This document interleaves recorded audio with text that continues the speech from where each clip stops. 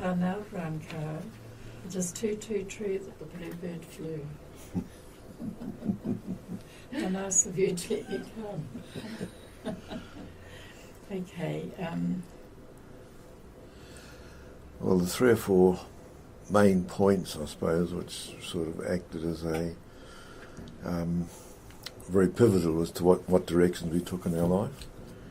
So better start with the shop that Dad had, because that sort of brought us together in a strange sort of way. How strange is that? Wow. But he and Mum had a seed shop in Dalton Street in Napier in 1948, which, when you stop and think back, it's only 2 or 3 years after the end of the Second World War, and that was actually influencing a lot of what was happening at the time.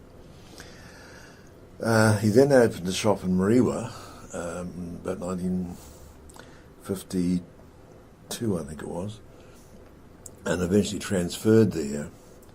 Had a nursery and aviary and birds and things like that, but the shop was a seed grain produce, as they were in those days. And just a slight diversion for a moment into Dalton Street reminds me of Anton. Oh yes, I remember Anton. Anton was one of the Dutchmen that was one of the Dutch immigrants that came out at the end of the war, within about 5 years of the war. And in this particular day, he was worked in Dalton Street to start with, there was a very severe earthquake, and a lot of people still had in mind the 1931. And everybody rushed out onto the street. And my father was looking for Anton, and he wasn't there. And a couple of minutes later he turned up. And he moved over close to my father and said, "I hope you don't mind, Mr. Stewart, but I've taken all the money out of the till." He said, "We learnt in the war, if you have money, you can survive." Which none of us thought about. It's amazing. I remember Anton because later when I came to work with your dad, because he was, there were a lot of Dutch immigrants after the war, and they used to tend to come to your shop, or our shop, for seedlings and things like that. And Anton taught me how to say, "Wat kan ek vir u doen?" which is how do you do, and "Hoe gaat het vir u?" He taught me to say, "Hoe gaat het vir u vandaag?" And I've trotted out those 2 sentences for the rest of my life whenever I've met Dutch people. Going back to the shop, Mother was an accomplished bookkeeper, so she was company secretary, and and Dad also ran a quarter-hour broadcast once a week on gardening with the local 2YZ radio station. After I finished school, which never really agreed with me anyway, I left without school C, and I went to work in the shops in 1953. And although you and I and my family were strong attenders at the Baptist church, we never really knew each other, did we? No. That changed in 1958. I left high school in mid-1957. I didn't want to leave school, but my parents felt that I needed to be out working, and so I had to leave school. And my first job was in a wool shop in Emerson Street in Napier. And then they put off staff, and in 1958, 57? 57 probably. Yeah. My parents said, "Right, well, we've arranged for you to start Rothman's Tobacco Factory." And that really was really harsh for me, because I was a dedicated Christian and I didn't really approve of tobacco smoking, but my parents had said that that was where I was to go, and I didn't really want to go there. And the week end before I was to start, I remember going with the Bible class group out to Waipatiki Beach, and my leader saying, "Oh, you look pretty sad, Carole, what's happening?" And I told him. So we had a little prayer about it, and then I climbed a hill, and fell down and twisted my ankle, so I was never able to start at Rothmans on the Monday. That was an answer to prayer, probably. and Eric said, I think I know somebody who might have a job for you. And that happened to be my father. And so that's how they were Barry. good friends through the church and everything else. And he said, I'll find a job. I think I'll find a job. So I went and saw my father about it. That's the first sort of connection. I didn't know that. So I started there as a shop girl. Mariwa's shops had not been open very long. And I didn't know anything about Barry's family really at all. And afterwards I realised that I had seen you in the distance at church, but never. Yeah. Anyway. And I remember the first few days I was there, Mr. Stewart sent me down to get something. It was late in the afternoon, and then I came back into the shop and he said, "Oh, Carole, you haven't met my son, have you?" And you were behind the counter and I was doing putting some something. stuff away down below the counter. So, and I'll never forget this beautiful young god rose up from behind the counter, and I was just said hello, and I just looked into his eyes, and that was it. And I was hopelessly in love, and it was I just hoped that you'd find me attractive. And I remember go to the back of the shop at about 5 o'clock when you were due to come and help us with closing up. And I'd put on my tangy lipstick and make sure my stocking seams were straight and my hair was just right. And I suddenly began to take long walks past your house on Tom Parker Avenue at the weekends, from one side of Mariwa to the other. We lived on the State House side and you lived on the posh side. And it was all being developed at the same time. And I had no idea whether you had a girlfriend or not, whether you liked me. It was just, I just hoped that you would. And you didn't ask me out for quite a few weeks. It was probably a slow learner those days. They didn't get the signals. The reason we didn't meet earlier in the shop was because that year I'd gone to Anderson's nurseries for extra training, and it was one of the biggest nurseries in the country in Wellesley Road, and I used to be there all day, and then about 4:30, so I'd come back to the shop to give Dad and Anton a hand to close shop. I'd heard he'd hired a girl to work in the shop, and that's when this all happened. I remember I'd just about given up all hope that you would ever ask me out, and this particular day I had a cold and my nose was shiny and I felt frumpy, and you came into the shop, and I can just picture it all just so clearly. I was up a ladder trying to put something away, and you helped me, and then you just said, "Oh, would you like to come to the pictures with me?" And I was just over the moon, and that was the beginning of our going together. We were officially going together. Good in those days, yeah. So our first date was to the State Theatre, which is now the Angkor Wat Bakery in Napier, and you took me to see a naval war film about submarine. All the go in those days, war films. And then I remember, I think about the second date, you took me on your Port motor scooter, to Dartmoor, and I'd never been we didn't have a car, and I'd never been too much outside Napier, and it was down this long, long valley, and then there was this beautiful stream at the end and a bridge, and tantalisingly over the other side of the bridge there was a little hill, and I just remember looking at that and having this strange feeling that somehow I was connected there. And anyway, we had our date and our lovely time at the river, and I didn't realise then that really lots of our future lay on that other side of that river, because that's where our daughter married a farmer from the other side. It's where all our grandchildren were born, and it's where we've continued to visit.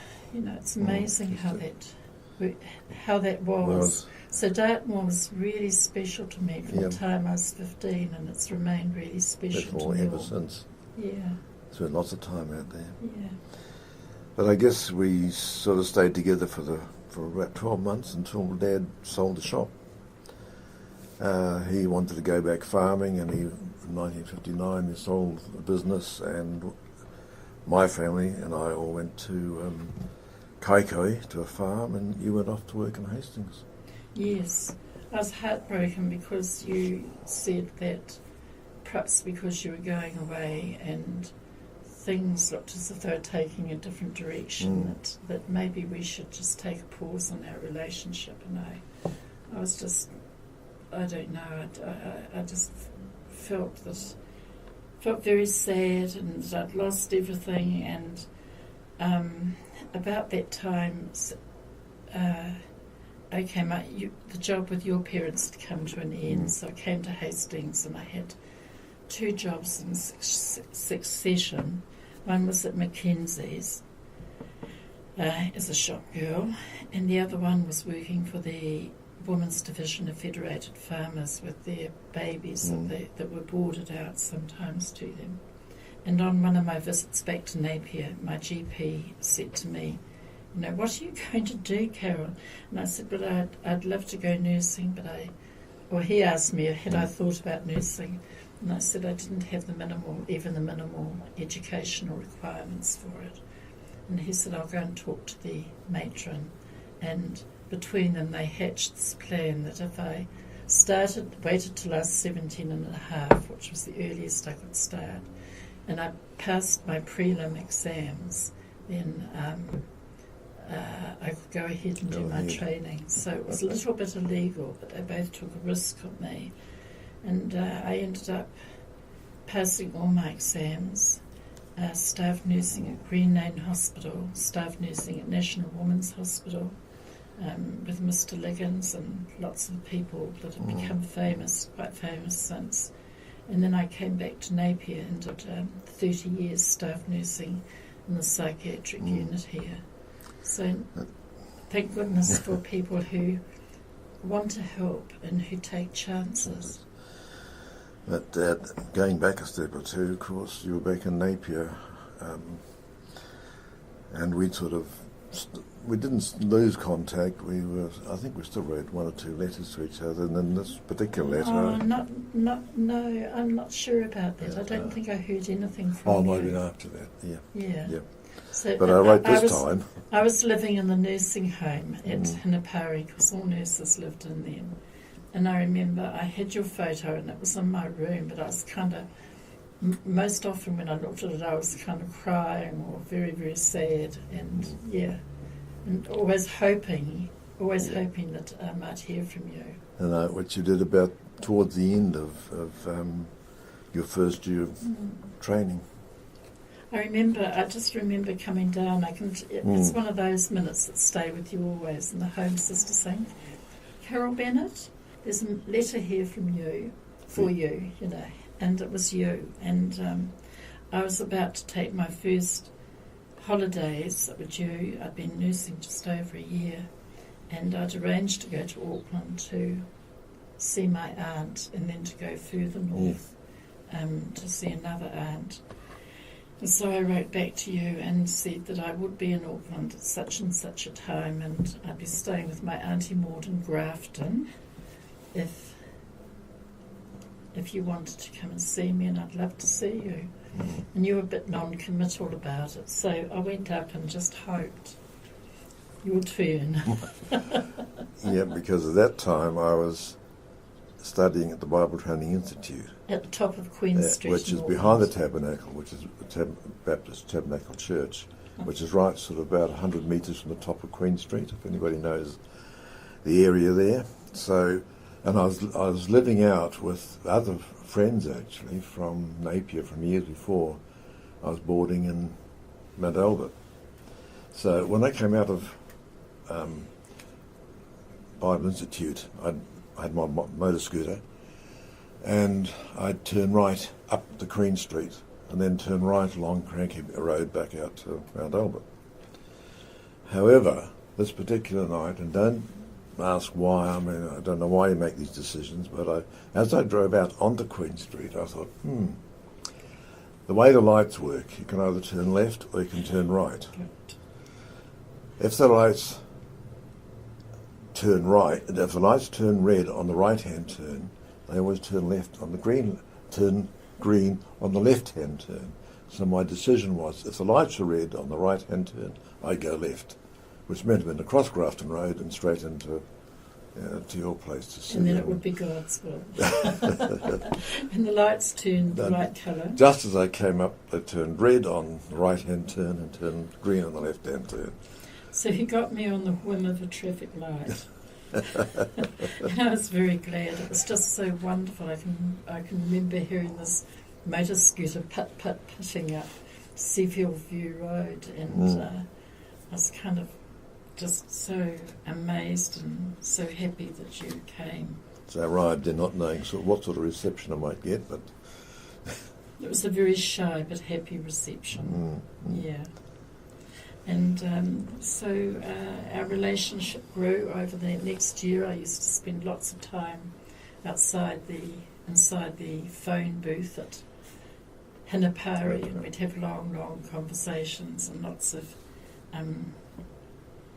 and you'd come down for your holidays, and I went up and stayed with your parents on the farm, and it was great. And then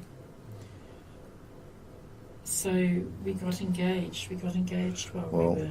Once, yes, we came up for another holiday, or he said, "You're coming up for a holiday?" And I said, because I was also on holiday, would be on holiday at that time up with my parents. So I think I sent you a telegram to say, see you at Whangarei Airport, bring a coat or something to that effect. We've got a copy of it there somewhere. Yes, yes. And so you flew up on the old DC-3 as they were in those days, and to Auckland, and on from Auckland to Whangarei in the old two-wing Domini, which was an old aircraft. Met you at Whangarei Airport. We went into town and to a jeweller shop who happened to be friends of my parents actually, and we decided on a couple of engagement rings. And then you took me to Whangarei Park by the waterfall. And you got down on one knee and you formally proposed. And fortunately, you said yes. Yeah, and so that was very happy. So I got back to Napier. I finished my nursing training. Barry came down whenever he could on a holiday. Sometimes had a job, sometimes didn't. Stayed with friends, and they'd lend us perhaps a car to go out to Waipartiki or something like that. But it was lovely. And then when I qualified, which was you came down for my graduation. Yes. Yeah, and yeah, it was great. Then I went up to Auckland and I got a job at Green Lane Hospital and stayed in the nursing home, and you were by that time finished at BTI and had moved to Baptist College to do 4 years theological training. So my parents were quite happy. They said, "That's terrific, we've got time to save up and give you a lovely wedding." And your parents were quite happy, and we put a spanner in the works in a way. But in the meantime, I was still coming to see you while you're at Green Lane. Yeah, and I just remember one thing vividly. You didn't have any money. I was the only one that was earning, so we bought a little car, but you drove it. I didn't have my driver's license, and you used to come from Remuera, pick me up, and One Tree Hill's very close to Green Lane, so we used to go up there to look at the views and listen to the lambs. And listen to the lambs, that's right. And I remember one day this terrible noise outside the nurse's home, and I was expecting you, and your radiator was leaking, and you'd taken a crate of empty milk bottles from the college, and you'd filled them all up with water, filled the car up, got to the nurse's home, had to refill again, Refill the radiator. get to Well, you had One Tree Hill. I filled the radiator. You took the bottles back inside and refilled them and put them back in the car. That's right. So I'll just never forget that. And we repeated the process when it was time for you to go home. That's just one of the lovely little things about perhaps safer days when you could sit out on in the Cornwall Park and and be canoodle safe. and be reasonably Oh, I thought we went safe. to look at the lights and It listen was to the to look at lambs. the lights, Of dear. course. I'm sure you were all lit up. But and then, okay. as time went on, and for various reasons, I began to query whether I'd continue on with theological training and the finish. No. In late '63, I left. And of course that gave us, we then decided, right, we'll get married. It was really difficult for both sets of parents because they weren't ready for us to have done this, and Barry's parents had to deal with the fact that he'd decided to go in a slightly different direction. And my parents they weren't in a position to give me they wanted the whole thing. We were just so tired of having been going together for a long time. I wasn't going to say all this. That we just all we wanted to do was to get on with our lives. So we proposed that we would get married in a registry office. That was just what we felt like doing. But the church that we were associated with took it out of our hands really and said, there was this, on this particular day the church was going to be decorated, so that was the day that would be quite nice for us to get married. And so things happened. I went to the farmers and bought a plain white linen dress, and the mother of one of the staff nurses that I was working with put some lace on it, and another nurse took my black shoes and fastened them white. Fastening was what you always used to change the colour of your leatherware if you wanted to. And my sister and my aunt came, but nobody else from the family could come. And they said, we'll have tea and biscuits afterwards, but they had arranged quite a banquet for us at a private home, so we ended up having a more evolved wedding at very, very short notice than we anticipated. Yes, totally unexpectedly, actually. And so it just took a lot for our parents to be.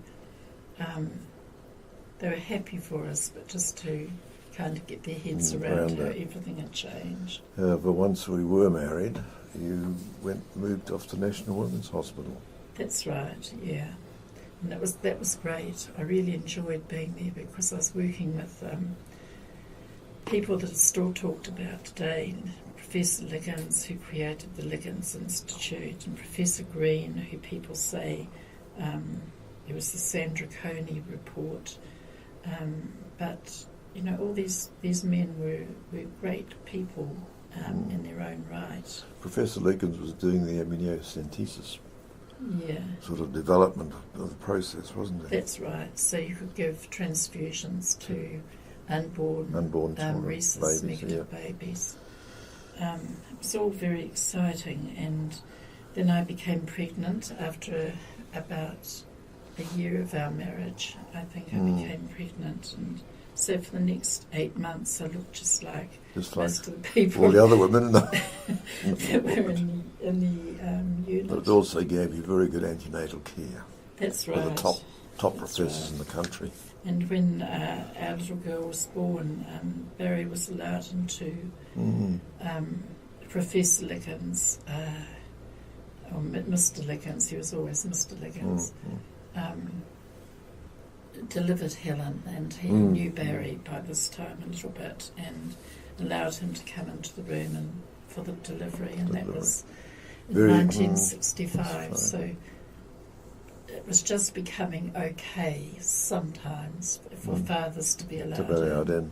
So that was another one of the firsts in the country we were involved, well, sort of first in the country. Went to work with Farmers Trading as a trainee manager's role. and was there for, I suppose, all of this 12 months or so. And then we decided we had holidays coming up and we'd come back to see your parents in Napier. That was all fine until they were about you to become grandparents. You were 3 months pregnant at that stage. And so that all went fine. And on their way home, we decided, well, instead of going to the Taupo Road, we'll try this new road. It's called Gentle Andy, the Taiapi Road, which was a good road, except it was all metal and deep metal and things like that. And I drove over a cliff. Well, not over it. We drove off the road into a ditch. Well, we kind of landed on trees. The ditch gave way. Into a sort of tea tree. Yes. So I was very gallant, of course, and straight away I put my hand across in front of you so you didn't hit the steering wheel because you're 3 months pregnant. You couldn't have that. And you promptly broke my arm. I know, darling, but I do love you. Which meant I was in Tamarui Hospital for the night. And it wasn't really a serious accident. It just happened like that. If I hadn't put my arm across in front of you, I wouldn't have broken an arm. Just your weight pushed me into the steering wheel. It changed the course of our life again. It did, actually. That was another turning point for our life because I couldn't go back to work immediately. So reading the paper one day, the Herald up there, and there's this advert. And it's probably partly your fault because you were a nurse. And I read this advert from Oakley Psychiatric Hospital looking for trainee nurses to register. I thought, well, that sounds interesting. So I did. Looking back, it was really exciting because it was just, my mother had had always worked in mental health hospitals, and she had tales of people being in rooms with horsehair stuffed mattresses and very, very primitive conditions. And when you went to Oakley, it was just when some of the psychotropic drugs had been found. And only sort of very brand new. And yeah. When I started at Oakley, only perhaps 3 or 4 years beforehand, it used to be known as the Avondale Mental Asylum. It was one of the biggest hospitals in the country, 2,000 beds. Can you imagine 2,000 psychiatric patients in one place? And just as an aside, there were about 10,000 people in large hospitals around New Zealand at that time, all big psychiatric hospitals. However, our future changed because I went there, got my registration, worked in one of the toughest wards in the country, and so I had a new job, a new profession, remembering I had nothing on I left school, so we're now both professionals, as it were, and I was newly qualified, we had a new baby, and life was taking a different course. And then we came down to Napier when Helen was about 3 years old, and she was bitten by a pig at a farm, and from that contracted meningitis. She was about 3. I was just so grateful that I had all my training and got her to hospital in time. We sort of picked, the doctor came to see, and we picked what we thought was happening. And I got home from work that afternoon, and he was on the doorstep. I said, "Hospital?" He said, "Yep." So we straight away to Auckland Public. Unfortunately, she survived, and was no further problem. Again, that changed the course of our lives because from the age of 3, we really thought that whenever we were away from Auckland and its climate, Helen was a lot better. And so we decided to move to the Bay of Islands to your parents. Because by this stage they'd sold the farm and they had the first official motels in Paihia. At that stage there were no motels in Paihia. Lots of garages were used for accommodation, but there were no actual motels as such. So they opened the first motels.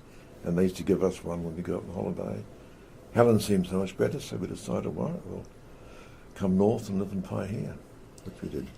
So we lived there and rented accommodation, and then we bought our own home at a new settlement at Hururu Falls. And Helen started school.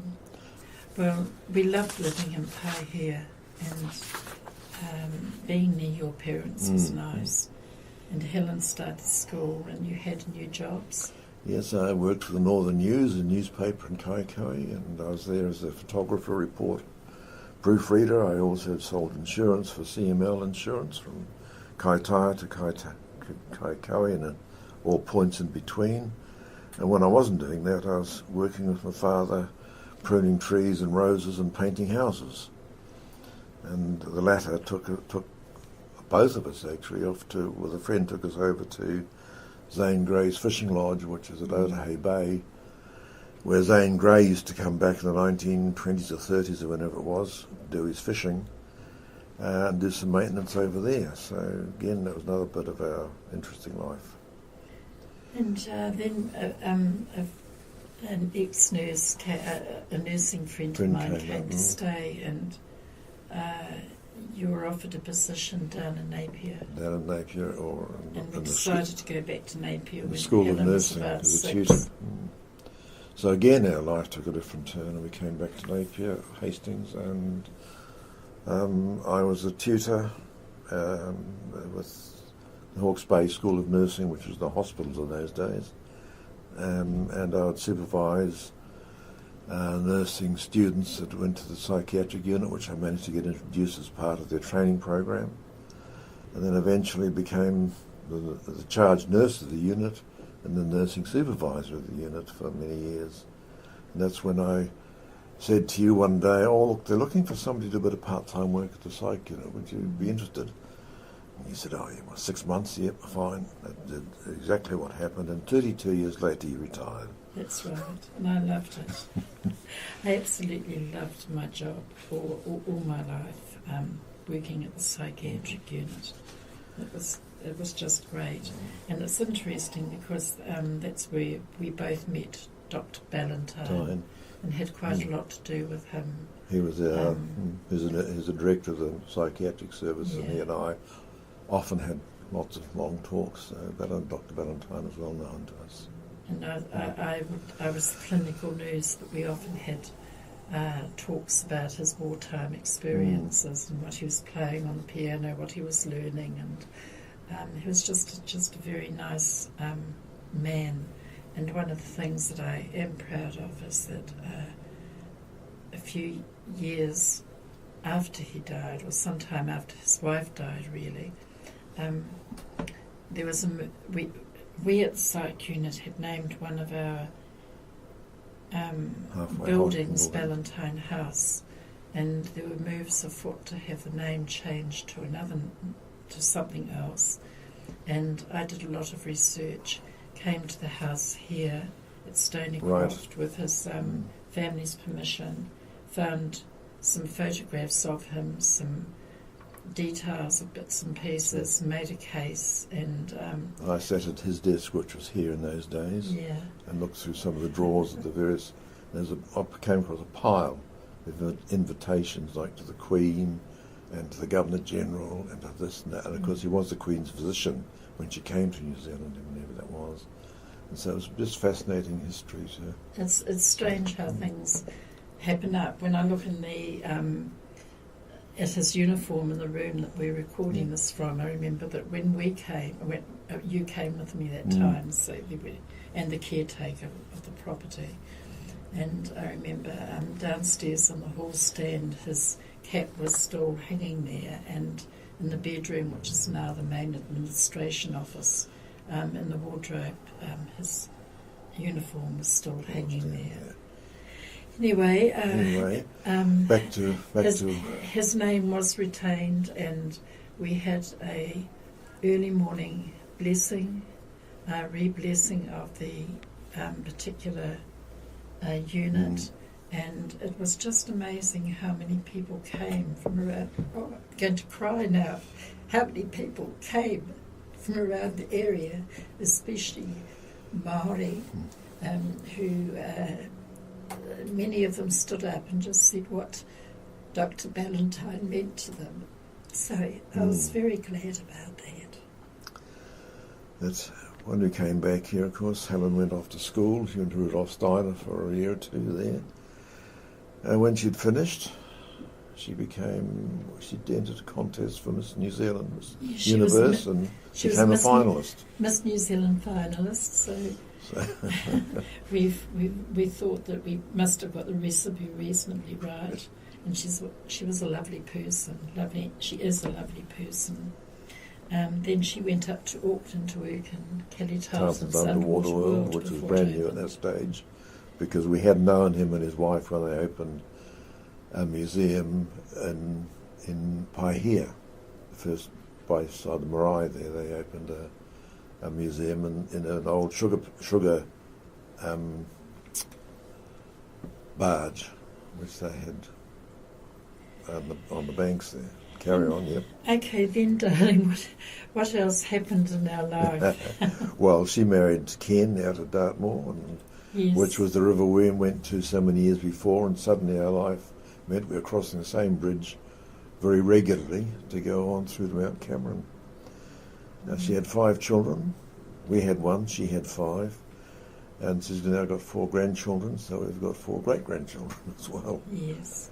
And then she again was the next generation from us without a qualification, managed to get into a course with Massey, got a degree in early childhood, went on and did a master's with honours in early childhood education. Now she runs a big program in the EIT Of human development.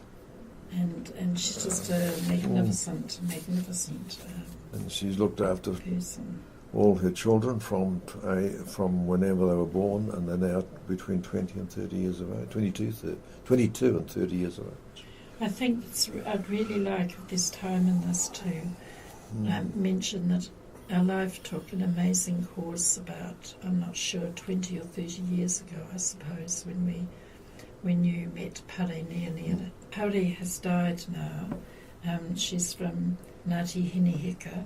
The marae is Turanga, just outside Wairoa, and her associate and friend, Maola Samuelu, who is from Apia, Salamumu in Western Samoa. And these 2 people became our extended family, or we became part of their extended family. And Barry started with them teaching mental health modules on marae all over the North Island, really. From Ruatoki out to Mahia and down to Kātaton. And over to the... And then eventually to the Chatham Islands. Chatham Islands, Whorikauri. I always went along on these weekends. The advantage for me was that I was married to the person who made the rosters, so I was always able to get away. But it's just brought such a blessing into our lives of knowing, of being made safe to walk in a different culture from the one that we were brought up in, and it continues to mean a great deal to us, and continues to deliver blessings and associates that we have and things that happen and where we're invited. And so we've now got links through to Whānau and Ainga and Whorikauri, or Chatham Islands, and our own cultures. So I married you, darling, and you know, just, I suppose, you being the person you are, which is pretty nice. I fell in love with a pretty nice person, and you know, that has brought lots of joy and blessings into our lives too. We met up with Pare and Maola purely because there was a sort of a change in management structure systems in 1990, when hospitals suddenly took on business management approaches. So I moved out into the community team and looked after an assessment team which gave accommodation to patients from the psychiatric services. And then in 1992... The beginning of WIT. You were the beginning of WIT, which is now Whatever It Takes, who just received a $300,000 or $400,000 contract to help with the homeless in Napier. But in 1992, the government brought in a new Mental Health Act, having revised the 1905 Act, and the manager of the service said, "Oh, would you like to introduce the staff to how it works. So it meant I suddenly had to take on a whole new thing on law, which I'd never done before, because you're dealing with an Act of Parliament. So I learned all that and taught the police and the staff and the doctors and various other, and some lawyers. It was a government appointment. It was a government appointment for the Ministry of Mental Health, and eventually became the Director of Various Mental Health Services under the Act. Because of all that experience, that's when Party said, "Oh, you better come and help us with Moriah teaching and things like that." So that just about brings our up, life and up we're to retired, where we are. and We're retired, we're getting older and slower, we're still in love, I have to report that. I would like to also have written, I do write stories, articles that have been published for a number of years. Well, I think we didn't say that you're one of the founding members of the Hawke's Bay Poets, Live Poets. And currently today I'm very, very happy because I've just been told by Puki Moki Marae that a poem that I wrote ages ago, 10 years ago, they want me to read at their celebrations. 10-year celebration. At the moment also I have some poems on, it happens to be New Zealand Poetry Day this coming Friday, poems in the cathedral. But all those things, it's just, the words there, how you feel, and this is, I just want to read this one about our 5 grandchildren. 5. There are 5 points of light that keep my future bright. I wear them like a diadem or a 5-pointed star pinned near my heart. My life is mine alone to shape and shift. The haphazard 5 drift in and out. A pleasing tide of random encounter. A pool of genes that seems to me my heart, my joy, my legacy. I am but a fraction of 5 rays of hope, 5 points of light in my horoscope. I wear them like a daisy chain, linked with love and close to my heart.